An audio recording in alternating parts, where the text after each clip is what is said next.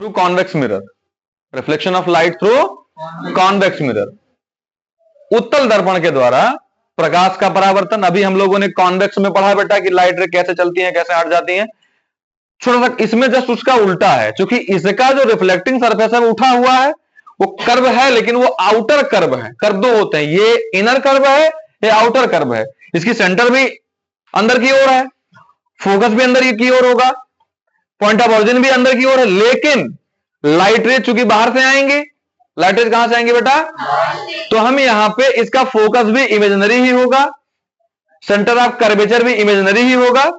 ऐसा सही है? नहीं, सेंटर ऑफ कर्वेचर रियल होगा, क्योंकि सेंटर ऑफ कर्वेचर प्रकाश नहीं, उसका कोई मतलब है, लाइट तो उसका मतलब कोई नहीं है, उसका वो ज्योमेट्रिकल मीन है, वो रेखागणितीय मूलक है, उसका हमें कुछ नहीं करना है। ठीक है बेटा, इसका फोकस क्या होगा? इमेजिनरी होगा। कैसा होगा? क्योंकि लाइट रे कैसी होंगी? दूर चलेगी। कहां चलेगी बेटा? तो हमें क्या करेंगे? इमेजिनरी लाइन लेके आएंगे ऐसे कि हाँ ऐसे जानेंगे, यहां से कुछ होते हुए वो लाइन वो फोकस जाएगी। ठीक बेटा, और ऐसी लाइन या ऐसी लाइट रे जो सीधे ऐसा लगे कि फोकस पे गिरने वाली है। कहां गिरने वाली है? फोकस पे गिरने वाली है, वो आफ्टर रिफ्लेक्शन क्या होगी? मेन एक्सिस के पैरेलल हो जाएगी। मेन एक्सिस की क्या होगी बेटा? पैरेलल हो जाएगी। मेन एक्सिस की क्या होगी? समांतर हो जाएगी। ठीक बेटा, तो ये इसका फोकस हो गया, ये इसका सेंटर ऑफ कर्वेचर हो गया, ये इसका पॉइंट ऑफ ओरिजिन होगा, ये क्या हो गया? प्रिंसिपल एक्सिस हो गया। अब पॉइंट ऑफ ऑरिजिन से एफ की दूरी कहलाएगी फोकल लेंथ, और यहां से इसकी दूरी क्या कहलाएगी बेटा? Radius of curvature R. इसका कॉन्सेप्ट खत्म। लेकिन क्यों इसकी लाइट रे दूर चली गई और क्यों कॉनकेव में अंदर चली आई, उसको समझने के लिए एक बार दोबारा से फिर कॉनकेव मिरर ड्रा करेंगे और फिर उसके बाद में कॉन्वेक्स मिरर ड्रा करेंगे। ठीक बेटा, चलिए जो चीजें रिकॉल नहीं हो रही हैं बेटा उसको एक बार खुद से ट्राई करिएगा, क्वेश्चन तैयार करिएगा। After the lecture you can ask the questions. अब अभी तक हमने पढ़ा, फैक्ट्स को पढ़ा था कि सेंटर ऑफ कर्वेचर क्या होता है, फोकस पॉइंट क्या होता है, रेडियस ऑफ कर्वेचर क्या होता है, प्रिंसिपल एक्सिस क्या होता है, मिरर क्या होता है। अब थोड़ा और स्टैंडर्ड को अप करते हैं, पढ़ते हैं कैसे कोई लाइट रे कन्वर्ज होती है और कैसे कोई लाइट रे डाइवर्ज होती है। ठीक बेटा, देखो मान लेते हैं यह कोई कॉनकेव मिरर है। ये कोई क्या है बेटा? फिगर बड़ा इसलिए बना रहे हैं कि सबको क्लियरली विजिबल हो जाए। ठीक बेटा, ये हमने खींची principle of axis, point of origin, focus point, centre of curvature. अब हमने एक लाइट रे ली थी पहले वाले फिगर में आपको समझाने के लिए कि कैसे कोई लाइट रे रिफ्लेक्ट होती। अब ये हमने ली, ये मान लिया कोई लाइट रे आ रही है, तो रिफ्लेक्शन का जो लॉ था बेटा, हमने जो पहला पढ़ा है reflection on a plane surface, एक लॉ मैंने बताया था, angle I is equal to angle R. Angle of incidence हमेशा बराबर होता है एंगल ऑफ रिफ्लेक्शन के, यानी आपतन कोण हमेशा परावर्तन कोण के क्या होता है बेटा? बराबर होता है, ना कम होगा ना ही ज्यादा होगा। लेकिन वहां पे तो ऐसे सिंपल प्लेन था, तुमको ऐसे नॉर्मल लाइन मिल गई थी, ये तुमको मिल गया था एंगल आई और एंगल आर। यहां पे तो प्लेन है ही नहीं है, यहां पे तो आपको प्लेन नहीं मिल रहा है ना, कि मिल रहा है? नहीं मिल रहा है। फिर यहां पे कैसे ड्रॉ करेंगे? छोटा सा नियम क्लास 8 में आपने पढ़ा होगा, the radius of a circle is always perpendicular to the circumference of the radius, यानी वृत्त की त्रिज्या वृत्त की परिधि पे सदैव लंब होती है। आपने पढ़ा होगा ये नियम। कितनी भी त्रिज्याएं आप खींच लीजिए, अगर यह कोई आपका सर्कल है, ये सेंटर है, तो यहां पे ये क्या होगी बेटा? 90 डिग्री का एंगल बनाएगी, यहां पे भी 90 डिग्री का एंगल बनाएगी, यहां भी 90 डिग्री का एंगल बनाएगी बेटा, यहां भी 90 का एंगल बनाएगी। आप चाहे जहां जितनी भी रेडियस आप खींचेंगे बेटा, कितनी भी रेडियस आप खींच लें, वो क्या होंगी? हमेशा परपेंडिकुलर होंगी। हमेशा क्या होंगी बेटा? परपेंडिकुलर होंगी, लंब होंगी। तो वृत्त की त्रिज्या वृत्त की परिधि पे क्या होती है बेटा? लंब होती है। क्या होती है? सेम कॉन्सेप्ट याद करिए बेटा रेडियस ऑफ कर्वेचर का। किसका कॉन्सेप्ट याद करिए? रेडियस ऑफ कर्वेचर का। अभी हमने पढ़ा है radius of curvature, centre of curvature से मिरर को मिलाने वाली रेखा, मिरर को मीट करने वाली लाइन क्या होती है बेटा? रेडियस ऑफ कर्वेचर होती है। वो जो अभी मैंने आपको छोटा सा नियम बताया कि एक सर्कल की रेडियस उसके सरकमफेरेंस पे क्या होती है, परपेंडिकुलर होती है। एक वृत्त की त्रिज्या वृत्त की परिधि पे क्या होती है बेटा, लंब होती है। उसी नियम को याद करते हुए हम यहां से एक नॉर्मल ड्रॉ कर सकते हैं। क्यों? क्योंकि सेंटर ऑफ कर्वेचर से खींची गई लाइन क्या होती है, रेडियस ऑफ कर्वेचर होती है, और रेडियस हमेशा क्या होती है बेटा, परपेंडिकुलर होती है। क्या होती है? तो आपको मिल गया नॉर्मल यन, क्या मिल गया बेटा, अभिलंब आपको मिल गया, आपको आपतित किरण मिली हुई है। अब आप, ये रही आपकी परावर्तित किरण जो कहां से होकर जा रही है बेटा, फोकस से होकर जा रही है। कहां से होकर जा रही है? अब वो भले जिस पॉइंट से जाएगी वही फोकस कहलाएगा, जिस पॉइंट से जाएगी वही फोकस कहलाएगा।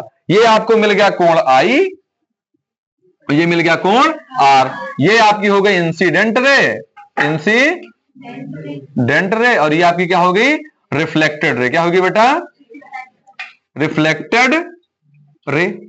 ठीक बेटा, ये क्या हो गई, रिफ्लेक्टेड रे। तो जब कोई भी light ray main principal axis के पैरेलल चलती है, प्रकाश का परावर्तन का जो कहां से आएगा तो कहां से जाएगा, प्रतिबिंब के बनने में ये बहुत नियम लगता है। ठीक है बेटा, एक जो इमेज फॉर्मेशन होती है उसमें ये कॉन्सेप्ट बहुत काम आते हैं। ठीक, तो जब कोई लाइट रे मेन एक्सिस के पैरेलल चलती है, जब कोई लाइट रे किसके पैरेलल चलती है बेटा, मेन एक्सिस के पैरेलल चलती है, तो वो लाइट रे after the reflection from the mirror, दर्पण से परावर्तन के पश्चात मुख्य फोकस से होकर जाती है। कहां से होकर जाती है बेटा, ये हो गया पहला। ये क्या हो गया, क्या जैसे अक्सर दिमाग में आता है कि क्या होता है जब कोई लाइट रे मेन एक्सिस के पैरेलल हो। सर जी आपने बोल दिया पैरेलल आई तो मुख्य फोकस से होके गई। अरे मुख्य फोकस से गई नहीं, वो नियम है, वो ड्यू टू ज्योमेट्रिकल रीजंस। अब वो बात अलग है कि ज्योमेट्रिकल मीन और लाइट वाली जो फिजिकल मीन, दोनों एक दूसरे से सिंक होती है, एक दूसरे से टैली करती हैं। लेकिन जो रेखागणितीय नियम है, जो ज्योमेट्रिकल रूल्स हैं, उसके हिसाब से भी दोनों कोणाई और कोणार बराबर होने चाहिए, और मेन फोकस से होकर जाती है। और ये जो पॉइंट होता है बेटा, वो इस दोनों को, रेडियस ऑफ कर्वेचर को और इसको दो बराबर भागों में क्या करता है, बांटता है। ठीक है बेटा, तो यानी सी और ओ का मिड पॉइंट कहां होता है, एफ होता है। क्या होता है बेटा, एफ होता है। जितनी दूरी सी से एफ की होती है, वही दूरी एफ से क्या होती है बेटा, ओ की होती है। ठीक बेटा, तो पहला नियम क्या है कि जब कोई लाइट रे मेन एक्सिस के पैरेलल आती है तो वो कहां से होकर जाती है, फोकस से होकर जाती है। कहां से होकर जाती है बेटा?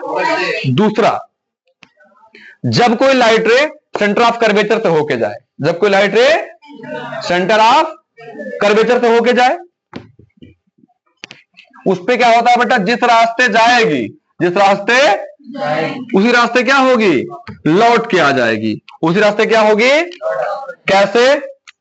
ये रहा आपका कोई मिरर, ये रहा कोई आपका मिरर। एकदम क्लियरली समझो बेटा, बेसिक्स को ध्यान में रखते हुए तभी चीजें आगे क्लियर हो पाएंगी। ये रहा आपका पॉइंट ऑफ ओरिजिन, ये रहा आपका प्रिंसिपल एक्सिस पी, ये रहा आपका एफ, ये रहा आपका सी। अब मान ले कोई लाइट ऐसे गई, कोई लाइट ऐसे गई। अब यह जो लाइट है, अगर आप बहुत ध्यान से देखें बेटा, यह लाइट रे तो सेंटर ऑफ कर्वेचर से किसको मिला रही है, मिरर के प्लेन को। किसको मिला रही है, मिरर के प्लेन को। तो ये क्या एक तरीके से रेडियस ऑफ कर्वेचर के थ्रू नहीं जा रही है भाई, ये खुद भी क्या परपेंडिकुलर हो गई कि नहीं परपेंडिकुलर हो गई। तो ये क्या 90 डिग्री का एंगल नहीं बना रही है। अगर कोण आई 90 है तो कोण आर भी तो 90 ही होगा भाई। अगर कोण आई 90 हो गया तो कोण आर भी तो 90 भाई, चूंकि नियम है कोण आई इक्वल टू कोण आर, है ना, ये नियम की नहीं है। तो अगर कोण आई 90 है तो एंगल आर भी 90 ही होगा। तो जिस पाथ से गई उसी पे क्या हो गई, वापस आ गई। तो नहीं सीधी जाएगी और सीधी क्या होगी बेटा, लौट आएगी। No reflection will be detected, कोई भी रिफ्लेक्शन डिटेक्ट नहीं होगा। वो जिस रास्ते जाएगी उसी रास्ते क्या होगी, वापस आ जाएगी। तो दूसरा, पहला पॉइंट था जब कोई लाइट रे मेन एक्सिस के पैरेलल चलती है तो वो कहां से होकर जाती है, फोकस से होकर जाती है। कहां से होकर जाती है बेटा?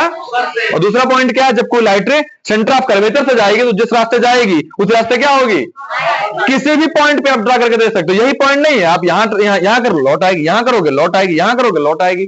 क्यों? क्योंकि सेंटर ऑफ कर्वेचर से जो बेटा लाइन गुजरेगी वो क्या होगी, परपेंडिकुलर होगी। किस पे परपेंडिकुलर होगी, मिरर पे। किस पे बेटा, आई बात समझ में? Is that clear?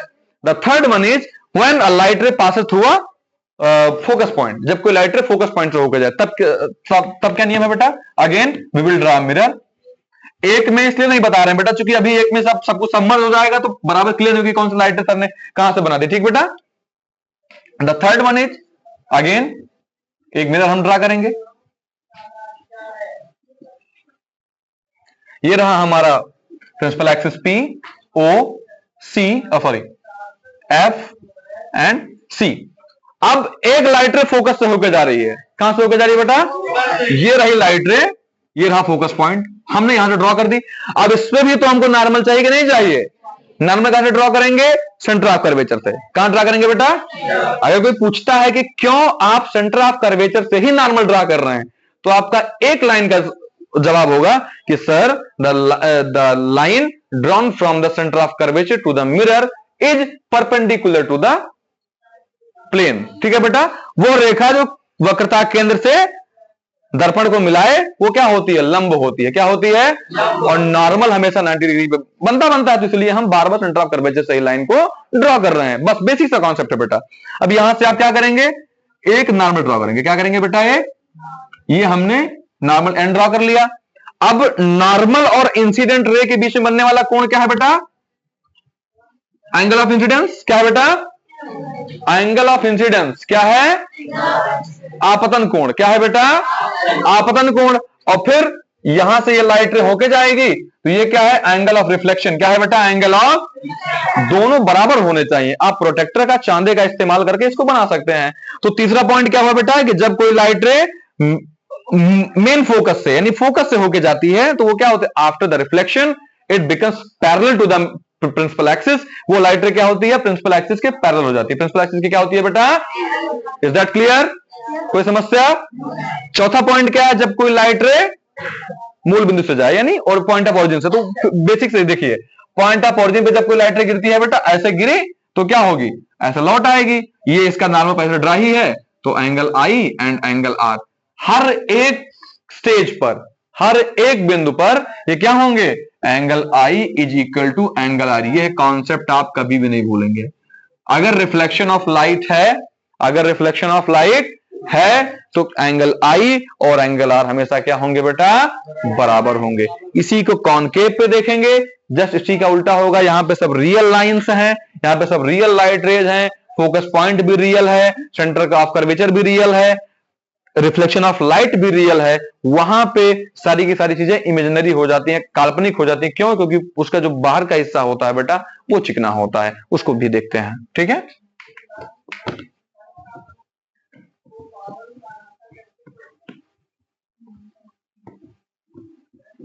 अब देखते हैं उत्तल दर्पण पे। किस पे बेटा? उत्तल दर्पण पे। किस पे बेटा? ये अवतल पे देख रहे थे, कॉनकेव पे देख रहे थे, अब कॉन्वेक्स पे देखते हैं। बहुत बेसिक, बहुत आसान है। ये हमने क्या ड्रॉ किया बेटा? एक कॉन्वेक्स मिरर। क्या ड्रॉ कर लिया? सब लोग बोलिए। ये हमारा रहा O, ये हमने पहले आपको बताया है। ये रहा हमारा C, ये रहा हमारा F, ये रहा हमारा F। अब ये कोई लाइट रे है, ये कोई प्रकाश की किरण है। किस पे गिर रही है? कॉनकेव मिरर पे। किस पे गिर रही है? अब हम नॉर्मल कहां से ड्रॉ करेंगे? नॉर्मल लाइन में कहां से मिलेगी? अभिलंब पॉइंट C से। कहां से मिलेगी बेटा? एक ऐसे इमेजिनरी लाइन ड्रॉ कर लेते हैं। ये रहा हमारा नॉर्मल N। क्या रहा बेटा? ये रहा हमारा एंगल I। ये क्या रहा बेटा? एंगल। और ये हमारा रहा, क्या रहा? Angle R। ये लाइन कुछ यहां से हमको जाती हुई प्रतीत होगी। ठीक है बेटा, ये हमारा हो गया फोकस।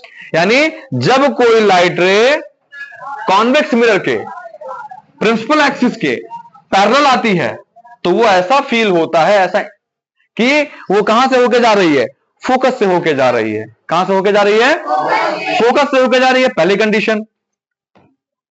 दूसरी कंडीशन, जब कोई लाइट रे फोकस पे गिरती प्रतीत हो। जब कोई लाइट रे कहां गिरती प्रतीत हो बेटा? कि फोकस पे गिर रही है, तो वो क्या होती है? पैरेलल हो जाती है। क्या होती है? कैसे? फिर एक नॉर्मल ड्रा करो। पहले के लिए N1, दूसरे के लिए N2, दूसरे के लिए N2। ठीक है बेटा, ये रहा एंगल I और ये रहा एंगल R। दोनों क्या हैं? इक्वल हैं। दोनों क्या है? तो जब कोई लाइट रे किसी भी कॉन्वेक्स मिरर के मेन फोकस पे गिरती हुई हमें फील होगी तो वो लाइट रे क्या हो जाती है बेटा? पैरेलल हो जाती है। क्या हो जाती है? पैरेलल हो जाती है, समांतर हो जाती है। ठीक बेटा, तीसरा, जब कोई लाइट रे सेंटर ऑफ कर्वेचर पे गिरती प्रतीत होगी ऐसे, तो जिस रास्ते जाएगी उसी रास्ते क्या होगी, लौट के आ जाएगी। And fourth one is point of origin पे जो लाइट जैसे जाएगी वैसे क्या होगी, वो भी लौट आएगी। Angle I and angle R. बस ठीक है बेटा, इतना हो गया। अब उसके बाद क्या होता है, इमेज फॉर्मेशन। क्या होता है, इमेज फॉर्मेशन ब्रो।